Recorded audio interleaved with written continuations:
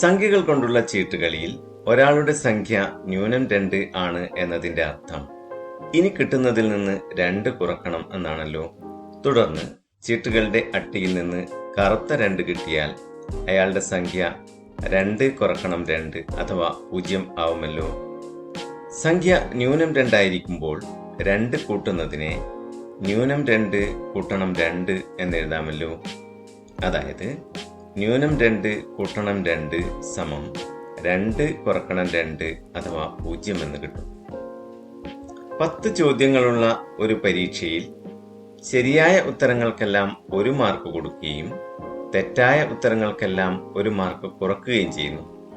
ആദ്യത്തെ 5 ഉത്തരങ്ങൾ തെറ്റുകയും അടുത്ത 5 ഉത്തരങ്ങൾ ശരിയാവുകയും ചെയ്താൽ എത്ര മാർക്ക് കിട്ടും?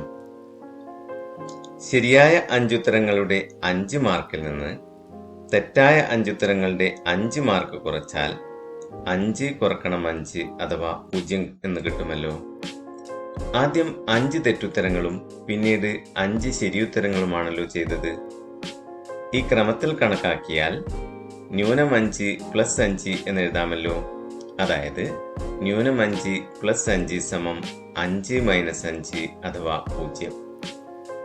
ആദ്യത്തെ 4 ഉത്തരങ്ങൾ തെറ്റും അടുത്ത 6 എണ്ണം ശരിയുമാണെങ്കിലോ 6 ശരിയുത്തരങ്ങൾക്ക് 6 മാർക്ക് ലഭിക്കുമല്ലോ.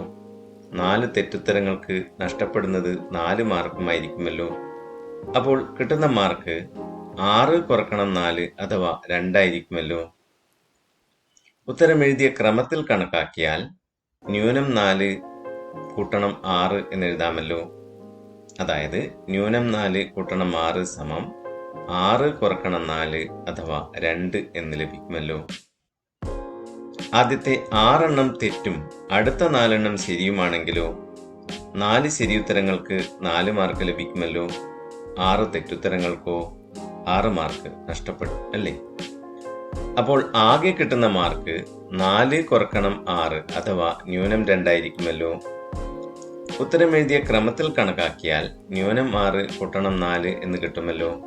അതായത് -6 കൂട്ടണം 4 സമം 4 കുറക്കണം 6 അഥവാ -2. 10 ചോദ്യങ്ങളിൽ ശരിയായ ഉത്തരങ്ങൾക്ക് 1 മാർക്ക് കൊടുക്കുകയും തെറ്റായ ഉത്തരങ്ങൾക്ക് അര മാർക്ക് കുറക്കുകയും ചെയ്യുന്ന പരീക്ഷയിൽ അവസാനത്തെ 3 ഉത്തരങ്ങൾ മാത്രമാണ് ശരിയായതെങ്കിൽ ആകെ മാർക്ക് എത്രയായിരിക്കും? 3 ശരിയുത്തരങ്ങൾക്ക് 3 മാർക്ക് ലഭിക്കുമല്ലോ. ബാക്കിയുള്ള 7 തെറ്റുത്തരങ്ങളാണല്ലോ. അവയ്ക്ക് നഷ്ടപ്പെടുന്നത് 3.5 മാർക്കായിരിക്കുമല്ലോ. അതിനാൽ ആകെ മാർക്ക് 3 കുറക്കണം 3.5 അഥവാ -1/2 ആയിരിക്കുമല്ലോ. ചെയ്ത ക്രമത്തിൽ കണക്കാക്കിയാൽ -3 കൂട്ടണം 3 എന്നെഴുതാമല്ലോ. ഇതിനെ 3 കുറക്കണം 3/2 അഥവാ -1/2 എന്നെഴുതാമല്ലോ. ഇതുവരെ ചെയ്ത കണക്കുകളെല്ലാം ഒരുമിച്ച് നോക്കാം. -2 കൂട്ടണം 2 സമം 0, 2 കുറക്കണം 2 സമം 0. -5 കൂട്ടണം 5 സമം 0, 5 കുറക്കണം 5 സമം 0. -4 കൂട്ടണം 6 സമം 2, 6 കുറക്കണം 4 സമം 2. -6 കൂട്ടണം 4 സമം -2, 4 കുറക്കണം 6 സമം -2.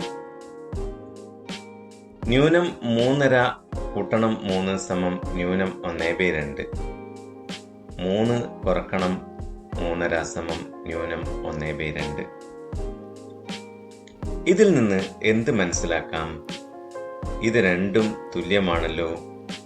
അതായത് ഒരു അതിസംഖ്യയുടെ ന്യൂനത്തിനോട് ഒരു അതിസംഖ്യ കൂട്ടുക എന്നതിന്റെ അർത്ഥം രണ്ടാമത്തെ സംഖ്യയിൽ നിന്ന് ആദ്യ സംഖ്യ കുറക്കുക എന്നാണ്. ബീജഗണിത ഭാഷയിൽ പറഞ്ഞാൽ x, y എന്ന ഏത് 2 അതിസംഖ്യകൾ എടുത്താലും -x കൂട്ടണം y സമം y കുറക്കണം x ആയിരിക്കും.